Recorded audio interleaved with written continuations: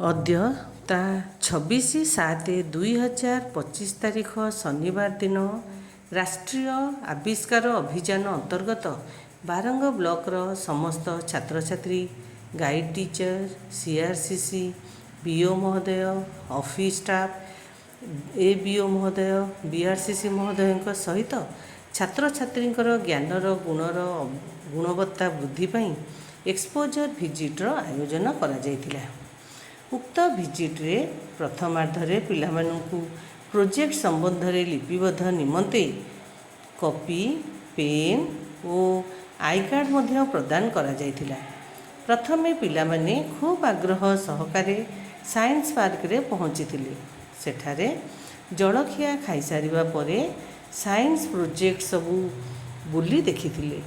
तांको ज्ञानर अभिवृद्धि निमंते guide teacher माने तांको सहायता प्रदान करथिले।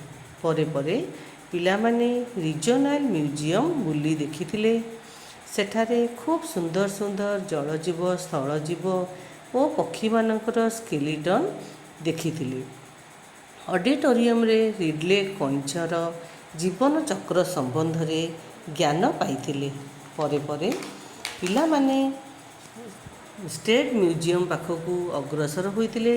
सेठारे प्रस्तर युग ताम्र युग रौप्य युग ता छड़ा पुरातन युगरे व्यवहार करा जाउथिबा अस्त्रशस्त्र अलंकार पट्टचित्र जीवन शैली संबंध में मध्य ज्ञान आहरण करथिले।